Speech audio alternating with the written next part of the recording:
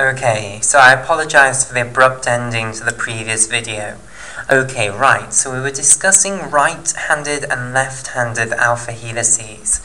Okay, and we said that a right-handed alpha helix was one that whichever side you put at the top, okay, if you work from the top to the bottom, you go round in a clockwise direction, like so. Okay? Right, we'll contrast that now to a left-handed alpha helix. Okay, in a left-handed alpha helix, whichever side you declare as the top, if you go from the top to the bottom, you're going to go round in an anti-clockwise direction. So let's now draw one of these. So, at the moment, let's say I start in the plane of the piece of paper. Now I'm coming out of the plane of the piece of paper towards you. Okay, then I'm going back into the piece of paper away from you. Okay, I'm now coming out of the piece of paper towards you. Okay, I'm now at the front. I'm going back into the piece of paper away from you. I'm coming out of the piece of paper towards you, and you can see that I'm going now around in an anti-clockwise direction. Okay, right. So if going from the top to the bottom, you have to go around in an anti-clockwise direction. That is what is known as a left-handed alpha helix. And once again, if you spin this around and then work your way from this one down, okay, again you will go round in an anti-clockwise direction. So at the moment I'm in the plane of the piece of paper, now I'm going back into the back of the piece of paper, I'm coming round out to the front, okay, now I'm going back into the piece of paper, round out again, and again I'm looping round in an anti-clockwise direction. So it doesn't matter which way you orient it. If you go from the top to the bottom, you go round in an anti-clockwise direction. Okay, and that's the characteristic feature then of a left-handed alpha helix. So there are these two different types of alpha helices. Okay, right. So, this is going to become important later on. Now, I'm going to start off by telling you that I don't actually know which type of alpha helix you have within the laminin protein. Okay, so remember, coming back to alpha laminin, which was the motivation for us discussing alpha helices. Okay, alpha laminin, remember I told you had this large alpha helical portion in here. I don't actually know whether that alpha helical portion is a right-handed alpha helix or a left-handed alpha helix. Okay, I'm not sure it is known. I have tried to find this out, but I can't find any paper that contains this information. If you do know, please leave a comment. Okay, so I'm not sure it is known whether it's a left-handed or a right-handed alpha helix. So you have a alpha helix in here. Okay, so I'll just draw an alpha helix, and I won't tell you which one it is, but I'll put this in now. Okay, so you have an alpha helical portion here. I'm just replacing what was previously just shown as a line with an alpha helical structure there. Okay, right. Then, following this alpha helical portion, you then have 5 special domains which are going to be important in binding to receptors on the surface of the basal keratinocytes here. Okay, and these 5 important domains here are known as laminin G-like domains. Okay, so these are called laminin G-like domains. Okay, and for short, the laminin G-like domains are known as the LG domains. So L for laminin, G for G-like domains, LG domains. Okay, right. So I'll colour these LG domains in orange here. Okay, right, so you've got 5 of these laminin G-like domains here, and as I say, these are going to be very important in binding to receptors on the basal side of the basal keratinocytes later on, and attaching the basal keratinocytes to the lamina lucida. Okay, right. So, that's the structure then of our alpha laminin protein, and you'll then have the carboxylic acid terminus of this protein down here. Okay, that is one of the 3 subunits of a laminin heterotrimer. Okay, to make the full laminin heterotrimer, you're going to have to add on a beta laminin and a gamma laminin. Now, I'm not going to attempt to put that onto this page. Okay, I'm going to redraw this picture on the other side. Okay, right. So let's just start by transferring our alpha laminin onto here. Okay, so we'll start with the laminin N-terminal domain here. Okay, so here's the amino terminus. In red, here's the laminin N-terminal domain, or the LN domain, which remember is going to be extremely important in polymerizing the laminin proteins together. You've then got this alpha helical portion, which I'm now just going to draw as a straight line for reasons that you will understand in a moment. Okay, then we have got 5 of these LG domains here, these laminin G-like domains here, before you then have the carboxylic acid tail there. Okay, right, and I'll show the LG domains in orange here. Okay, so I'm going to colour this central portion in blue to remind us that that is not just a linear stretch of polypeptide. That is in fact polypeptide coiled into an alpha helix. Okay, right. Now, we're going to now put on the beta laminin and the gamma laminin. Okay, so let's add them in here. So here's the amino terminus of the beta laminin, so I'll just label this one up as the alpha laminin. Okay, now the beta laminin is also going to have a special laminin N-terminal domain here. Okay, and remember these are going to be extremely important in polymerizing the laminin heterotrimers together. Okay, right. Then this beta laminin is then going to have an alpha helical portion, okay, which is going to interact with the alpha helical portion of our alpha laminin here, and I'll show this in a moment once I've put the gamma laminin here as well. So here is the amino terminus of the gamma laminin, and again at the amino terminus you're going to have one of these extremely important domains known as a laminin N-terminal domain. Okay, after this both of them are going to go into alpha helices. Now, how are the 3 alpha helices going to all bind together? For that's what they're going to do. The alpha helix of the alpha laminin, shown here, and the alpha helix of the beta and gamma laminins, they're all going to combine together, and they're going to form something known as a coiled coil domain. Okay, right, so what does a coiled coil domain involve? Well, basically, it involves you wrapping the alpha helix around another alpha helix, basically. So I'm going to draw this out and then we'll discuss it further. Okay, right, and the wrapping is going to be right-handed. Okay, so we're going to go round in a clockwise direction. Okay, right, so let me put this here. So here at the moment I'm coming out of the page towards you. Okay, and by the way, this line doesn't represent the polypeptide, it represents the polypeptide in an alpha helix. I'll colour it in again.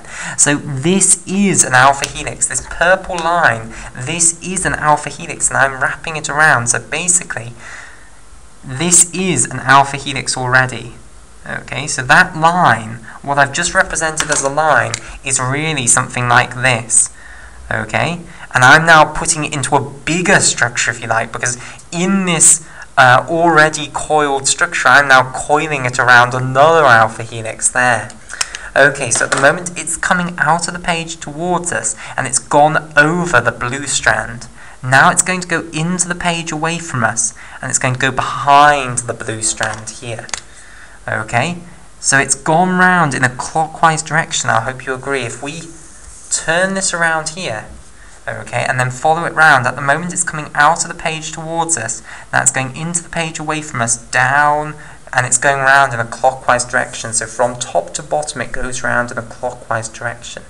And remember, this purple line is not just a polypeptide, it's a polypeptide that's already in an alpha helix. So you're taking the alpha helix, you're now viewing that just as being a little strand, if you like, and you're now winding that around another alpha helix that you're viewing as a strand. Okay, and this is why this is called a coiled coil domain, because alpha helices are already coils effectively, but you're forming bigger alpha helices out of something that's already an alpha helix. So you're coiling coils, so that's why it's called a coiled coil domain. Okay, right. Then it will come out of the page towards us, okay, over the blue strand once again. Okay, now it will go around many more times than I'm showing here, okay, but just to keep the picture simple and so that the picture actually ends, I'm just going to leave it there, okay, so it will continue winding around for much longer.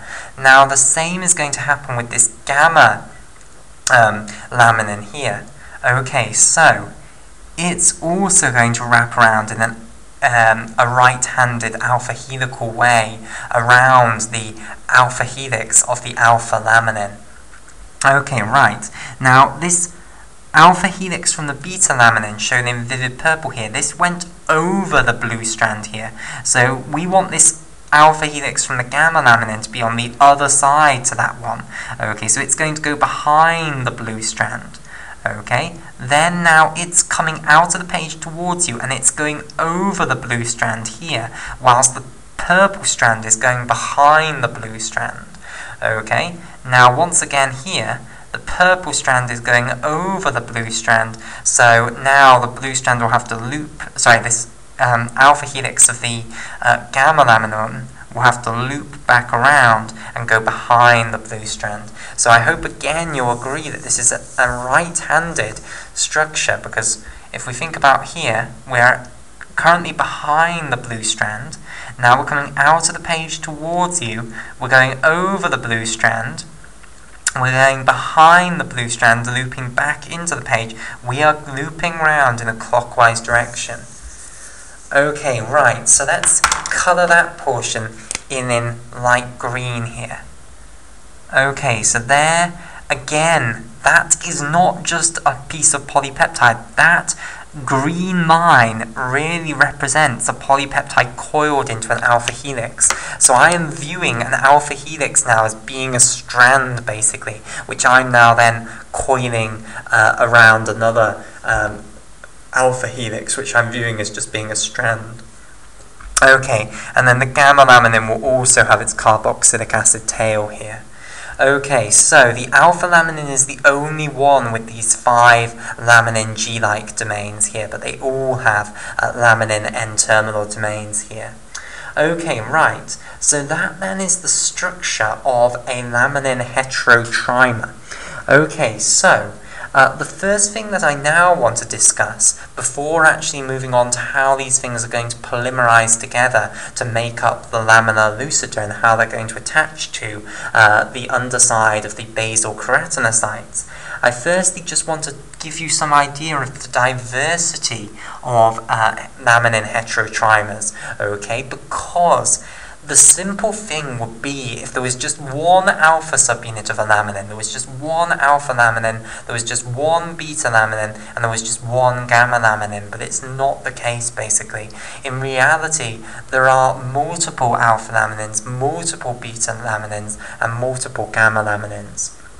Okay, now luckily, these have been given very sensible names. So there are 5 alpha laminins within humans. There is the alpha 1 laminin, there is the alpha 2 laminin, there is the alpha 3 laminin, there is the alpha 4 laminin, and the alpha 5 laminin. Okay, so these are all different proteins. They will all have slightly different sequences of amino acids. However, they can all sit and play the part as the alpha laminin here. Okay, so they all have a laminin N-terminal domain at their amino terminus, and then the 5 laminin G-like domains at their carboxylic acid tail here. Okay, so they're all similar enough to do the same thing, basically. Okay, right, but it's good to understand that there are multiple of them. Okay, right. Then with regards to the beta laminin, there are only 3 different beta laminins. So there is the beta 1 laminin, the beta 2 laminin, and the beta 3 laminin. Okay, so I'll just sort of highlight this up. So the alpha laminin we're colouring in orange here. Okay, we'll have the beta laminins in turquoise here. So there are these 3 different beta laminins. Again, these will all have different genes coding for them. Those genes will have different sequences of organic bases. They'll therefore code for proteins which will have different sequences of amino acids. Okay, and these three proteins will have different sequences of amino acids, but they will be similar enough that they all have this N-terminal laminin domain, the alpha helix, which coils into a coiled coil domain like so, and then the carboxylic acid tail. So they'll all be similar enough that they can all perform this same function as a third of a laminin heterotrimer. Okay, then finally for gamma there are again three different gamma laminins. So there is the gamma 1 laminin, the gamma 2 laminin, and the gamma 3 laminin. Okay, and I'll highlight up the gamma laminins in red here. Okay, so that's the diversity then of different laminin heterotrimers. Now, what I would just like to talk about is how laminin heterotrimers are named. Okay, so the naming system again is really nice. So if you want to name a laminin heterotrimer, you just need to tell me which alpha, which beta, and which gamma laminin you have used. So you pick one of these 5 alpha laminins, one of these 3 beta laminins, and one of these 3 gamma laminins. So you put LM for laminin, okay, and then you put 3 numbers. You start off with the number of the alpha subunit. I'll choose 1. Okay, so I've picked the alpha 1 subunit to stick in my alpha socket there within my laminin. Then I'll put the second number as 1 as well. Okay, that means that the beta laminin is the beta 1 laminin, and then finally I'll put another 1 there, which means that the gamma laminin is the gamma 1 laminin basically. So this tells you what the alpha, the beta, and the gamma laminins are within your laminin heterotrimer. Okay, so it's a really nice naming system, very clear. Okay, right, so another example of a laminin heterotrimer then, okay, just so that we get used to this naming system. Laminin 332, which is going to be an extremely important one later on. Okay, this one will consist of the alpha 3 laminin, the beta 3 laminin, and the gamma 2 laminin. Okay, right, so that's heterotrimeric laminins then. What we now want to see is how these are actually going to polymerize together, because that will show us the structure of the lamina lucida. So why were we discussing laminins in the first place? Well, they are interesting proteins, but we wanted to know the structure of the lamina lucida, okay, and the lamina lucida is going to be made up of a polymer of a huge number of these laminin heterotrimers. Okay, right, so I am going to demote laminins from being represented like this to being represented like this. Okay, so how does this make sense? Well, basically, these 3 arms that I've got here, these represent the 3 heads of the laminins, or rather these 3 laminin N-terminal domains, these LN domains that we have here. Okay, and these, remember, are the bits that are going to polymerize. Then we have our coiled coil domain, which I'll represent in turquoise there, which, remember, is these 3 alpha helices coiled together like so. Okay, then right at the other end, we then have the 5 laminin G-like domains in orange there. Okay, right. So what we're now going to do is polymerize these laminin heterotrimers together to make up the lamina lucida. So let me show this. So I'll start by drawing one of them here.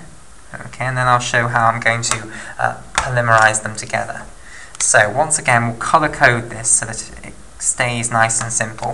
So here are the 3 laminin N-terminal domains. Here is the coiled coil domain.